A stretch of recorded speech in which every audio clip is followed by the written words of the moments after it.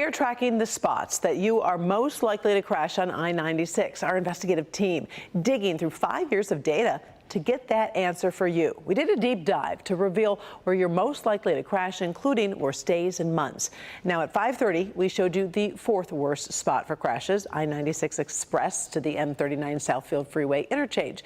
We also uncovered the third spot. That would be I-96 Greenfield Road to Wyoming Avenue. Now, let's look at the two worst spots for crashes and drivers. These are in the suburbs. You've seen the headlines, crash after crash on I-96. They happen often and happen in all different places. But that had us thinking, where are you most likely to crash? Buckle up. We're diving into the data and hitting the road. This is I-96, eastbound from just before Novi Road into that I-696 M5 interchange. It's the second top spot drivers are most likely to crash. I posted this on my Facebook page asking which parts of I-96 you dread driving. Colleen Nader even called the intersection the stuff of nightmares.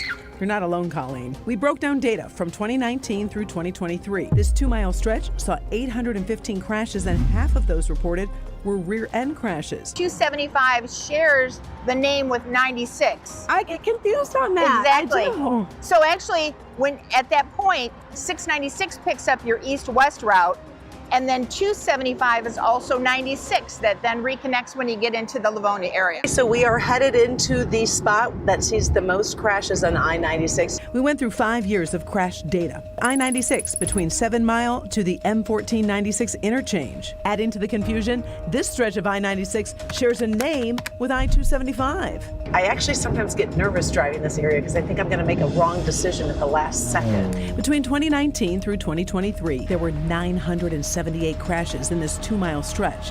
So why are there more crashes here? Well, it's a little complicated, literally. First of all, you got a lot of traffic that exits at 8 Mile. Then the rest of your traffic going south between 7 Mile down to the interchange with 96 to the east, M14 to the west. And those ramps split. Do you know which lane you need to be in? Well, that's great, but you still need to keep an eye out for drivers who don't know where they're going.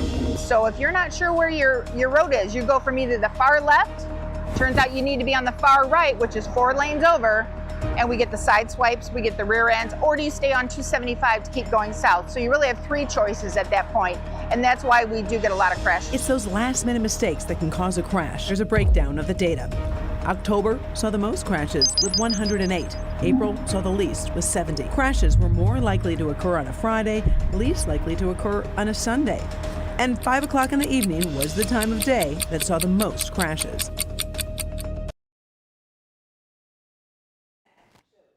Four spots. This map shows all 4 spots where you are most likely to crash on I-96. If you take a look, 2 are in the city, right there, number 3 and 4, and then 2 are in the suburbs, as we just named. The second one in Novi, the first one there in Plymouth. Scan the QR code on your screen. When you head to clickondetroit.com for my full investigation, you'll be able to see our deep dive into that data.